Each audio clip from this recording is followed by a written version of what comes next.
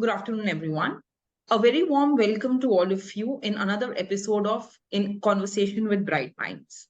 And today we have with us Pranav Mishra. Pranav has gone ahead and done his master's from JNU and is currently working as a research associate with one of the professors in JNU. So, welcome to the show, Pranav. Yes, thank you, ma'am. So, Pranav, tell us about yourself. What has been your background? Where did you do your bachelor's from? And how did you enter into economics background? Yeah, actually, yes. So I did my bachelor's in business administration. Actually, I haven't did my bachelor in BA or BA honors in economics. So I did my bachelor's in business administration from CSJM University, which is in Kanpur in UP. So after having done my bachelor's, I worked for a startup in Noida for some time, and then COVID came actually. So I came back to my home, and all that happened. So during that time, I was not actually getting that kind of joy in that in work when I was working in that startup. So I started thinking about doing some other thing or some other course. So I saw some MBA options also, but I think then I also searched about DSC and JNU and all these options. So I got my interest more in these options. So I took two choices. Okay, so either I will do MBA or I will do MA in economics. So after thinking about for some days, then I decided that I will do MA in economics. Okay. So that yeah, so after that I gave entrance exams for different colleges, and luckily after when the result got declared, so I got JNU CSP Center, which is Center for Economic Studies and Planning. So yeah, so I joined JNU after that. Got it. So Pranav, many people they think that MA in economics is only for people who have done BA economics, right? So did you find doing masters in economics difficult after doing BBA? So how was your journey post that? Actually, ma'am, no, I don't think so. This is the case, because if you did BA in Bath, so then only you can do MA and all. So that's not the case, because when I was preparing for my MA, when I started preparing for my MA in economics entrance exams, so at that time I don't know much about the economics. I mean, I read about the economics, which is managerial economics, in my bachelor in business administration program. So, but I haven't did this core economics like macro, and econometrics and all.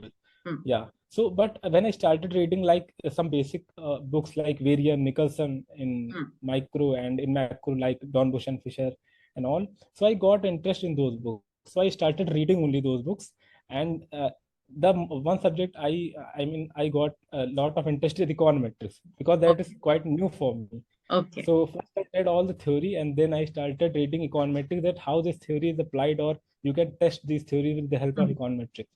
So that's not the case actually. And in JNU, I also saw in my batch there are some students from IIT. I mean, who did their BTech from IIT, and they are doing MA. And some students are also from different streams like political science. Some are from Bachelor of Business Administration like me. And there is a diverse background in MA in economics in JNU also. And same also in PhD here in JNU. I saw a lot of people from different backgrounds. They came here to do their PhD in economics. In economics. Got it. And they don't have background in economics so much. So that's the case. Yeah. Okay, great. So once you join the master's program, how much of maths is required in JNU to do MA economics? Yeah, so I mean, there is not a lot. Yeah, there is a lot of maths, I would say, but in the preliminary stage, I think the knowledge of 11th, 12th level of mathematics is good, because when you will join MA program, so they will use lot of I mean, optimization techniques. So for that, you need to know some kind of some good amount, not some good amount of knowledge at least at the level of 11th and 12th level. So that is required. Like I mean, that is the basic requirement, if you talk about it. But otherwise not a lot of maths is required. No, comparatively it's theoretical. No. So whatever, if there is something else required like logic and something, so in the first semester itself they will teach you, all these Okay. things in MA Okay. program only. Yeah. Got it. Got it. So, when we're applying for JNU, there are two separate courses. One is SSS, one is SIS. So, what is the main difference between the two, for if you can guide the students on that? Sure, ma'am. So yeah, so there are two centers in JNU. One is Hmm. CESP, which is Triple S, School of Social Science, and there is Center for Economic Studies and Planning, where Hmm. I did my MA. Hmm. And then other center, which is School of International Studies, and Right. in that center there is an economic center known as CITD, which is Center for International Trade and Development. Hmm. So these are two centers. So the difference is that the CITD center is more focused on, I would say that, that center is more mathematical, I mean, Okay. more applied in nature. Hmm. But in CSP, this center is more about the theory part, Hmm. more about how you will critically analyzing theories, Hmm. Hmm. in my sense. So yeah, so this is the one basic difference, and the other thing is, if you talk about in other all the other aspects, like from the dimensions of other things, so both centers are not so much difference, and you also have option to opt for the courses in your third and fourth semester from other centers also. If Hmm. you are in CSP, you can take courses from CITD Hmm. also. Hmm. So the Got basic it. difference is only that that CITD course is more about practicality, and here you will, I mean, you will learn more about the theoretical part. Hmm. Hmm. Got it. Got it. Okay. So, even in DSC, we used to get a choice in the third semester. And I remember I took a subject called Buddhism. It was so Oh, different from economics, but it was very interesting. So, it is nice when you get choices to take a different subject also, and you're able to learn something different from economics. Okay. So, how about the professors? How are the professors at JNU? So, many times we see in news that classes don't take place a lot of times, or people are doing, they are just roaming in the campus. Is it true for economics department? How is the culture at JN? yeah, it's an interesting question actually. So that's not the case completely. That Okay. classes are, I mean, classes not happen. Huh. As classes happens actually regularly. So that's the Okay. case. First thing. Hmm. Second thing is, if you are talking about professor, they are amazing. In Hmm. one word, I would say they are amazing. And if you are talking about CSP, or you're talking about CITD, at Hmm. every, I mean, in both of these center, professors are amazing. And I don't think, I mean, there are other schools, I mean, DSC and also and all, Hmm. but I think, yeah, you will not feel, I mean, less I mean, you will not feel any time in JNU that you are not getting knowledge, which is you should know if you are learning economics, if you are doing your MA in economics. Hmm. So if you talk about professor, they are amazing. And yeah, this is true that people in JNU roaming around in campus a lot, because campus is, I mean, very greeny campus and all. So yeah, in the daytime they only spend their whole time in library or in reading rooms, and in the night time they used to roaming here and there. Like there is Ganga Dhaba in JNU, a lot Yeah. of dhabas and cafes. So they Yes. used to, yeah, they roaming around here and there in the night time. And This is, outside JNU also, I remember there is this parantha wala who sits outside JNU who is very yeah, famous. yeah. There is a chai tapri, which Yes. is, I mean, which is actually, uh, yeah, they used to work whole the night actually. Huh. So people usually go there and take a sip of tea, and they also debate a lot, debate Politics. on the issues, political issues. Also, they discuss a lot Okay. of political Hmm. issues or subject Hmm. issues, Hmm. whatever. So this is very interesting actually. I mean, in my sense, yeah. Got it. Got it. So many people say that, especially people who are from JNU, Hmm. either they are very PhD focused or they want to go for civil services. Like when I was Hmm. in DSC, our professor used to tell us that don't think that JNU will only be the one where you can do PhD. DSC में भी PhD होती है. So, many students, I remember they shifted from DSC to JNU because they wanted to do PhD or they wanted to do civil services. So is it true that you get a very different kind of environment that motivates you to do PhD or to go for civil services? Yeah, actually, this is also a very interesting question. The thing is actually, I would say when you will think about JNU, you Hmm. will only think about research. In one line, I would say there is a Okay. lot of people who came here and they tried for placements, or get they got their placements also. Hmm. But the thing is, if you talk about research wise, so there Hmm. is, I think, no comparison that you will get this kind of research exposure and the guidance. Hmm. the professor used to give to their scholars, I mean, to their students. And Got it's very rare in India, I would say. it. Hmm. And Hmm. yeah, there is also a lot of civil service aspirants in JNU also, and there are a lot of alumni also. They used to come here for just for roaming around, as you said. Okay. Just yeah, there are a lot of IAS and IPS officers used to come here in dhabas and Huh. just to roaming around and to talk to their friends who are doing PhD here in Hmm. JNU. Hmm. So yeah, and the one thing I would say, PhD gives you a lot of time actually to think about that what you actually want to do. True. In Delhi School of Economics is yeah, that is amazing. I know I also applied for that school Hmm. also, but so so the thing is in DSC I don't know, but I think there is not that much time. I think DSC gives you to think about Hmm. what you actually want to do. But in JNU, in MA itself, you will get a lot of time that what you really want to do. Either you want to do CL services or you want to do PhD. So this I think is the advantage to, I mean, do your study in JNU, I think. Yeah. Got it. Got it. So, Pranav, let's talk about your role now. So, I think so. It's been 4 months that you are now a research associate with the Yeah. professor. Yes, ma'am. Yeah. Okay. Okay. So, what exactly is a research associate supposed to do, and how do you apply for that?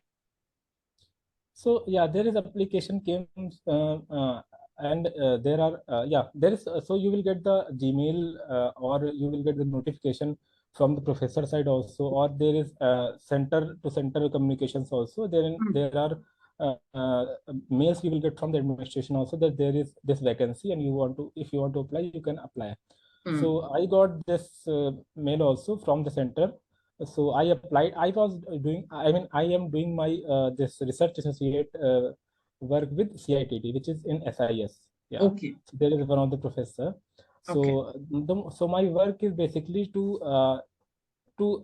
I mean, extract the data from different databases. Like I worked with Provis database, which is a CMI database, Mm-hmm. and with NFHS data, and I worked with uh, NSSO data also. Okay. So, Okay.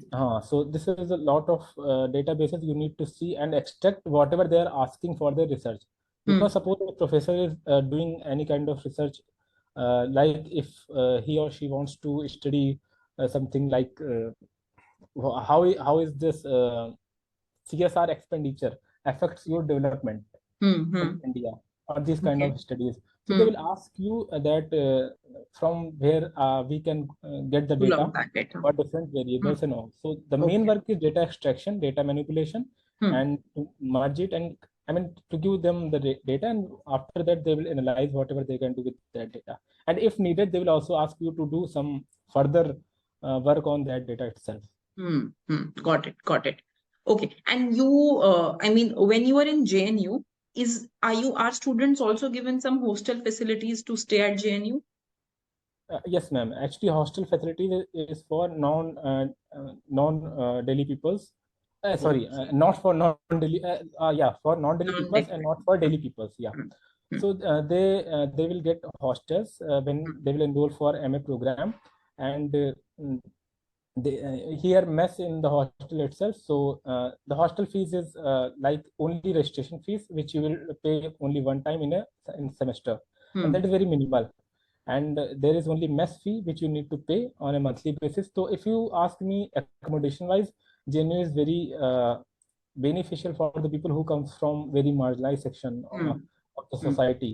So JNU gives them a chance so that they can at least develop themselves in, or they can I mean do complete their study without any financial burden. So this Exactly. kind of freedom JNU gives actually. Hmm. So Actually, that was my next question. I remember during our time, I'm not sure what is the fees now. It used to be for a semester or a year, it used to be 250 rupees or something like that for the entire year. So what's the fees currently at JNU? Is it same only? yeah, it is same actually. So for the first Okay. semester, I paid around one 175 or 275. I don't Is remember, it but yeah, it is less than 300 for less first than semester. 300? Yeah, Yes. and for all the semester, this is the same fees around this 200 250. So this Hmm. much of fees I paid for all the semesters. So Hmm. yeah, so there is only mess fees which you have to pay Hmm. for your on a monthly basis, and there is nothing which you have to spend on anything else. Hmm. Everything JNU gives you, library gives you books, They will give you reading room, library, and all the access of the internet, Wi-Fi, everything you will get here. So there is nothing else which for you need to take a burden or something. Which is very good, right? Yeah, Because yeah. it adds so much value to your profile and it does not charge you also much for it. No, yeah, yes, sir. Exactly. So, Pranav, one last question. So, for any student now who is, say, currently doing BBA and he wants to go to JNU, how should he prepare for his entrance exam? What should he study? Yeah. So in my time, there is entrance exam which was conducted by JNU itself. But after that, I mean, JNU set the paper and NTA takes the exam. But after that, CUET came and the pattern has changed a bit. But there are 75 Syllabus is questions which more are or of less same. economics and 25 Yes. questions of other Yes. aptitude and all. So for the economics section, 75 question, I would say you need to just prepare from the basic books. You don't need to go and do a lot of books. You just need to prepare for the basic books. If you ask me about the books, so for the microeconomics, you can take Varian. For the macro, you can take Fran.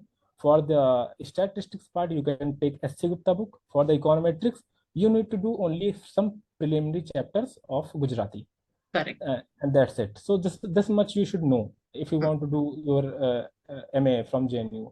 And just solve some past year's questions from JNU past year papers and other some good universities past year, central universities past year papers, and then you'll get the idea that how much you are prepared and all. So this is the thing I think the student should do. Yeah, I think so. You have mentioned all the right books. That is the exact books I suggest all the students because these are very fine books. If you read these books, you will get all the relevant knowledge related to economics. Yes, okay. Okay. Pranav, thank you so much for your time. I think so. We have gone ahead and taken care of all the questions.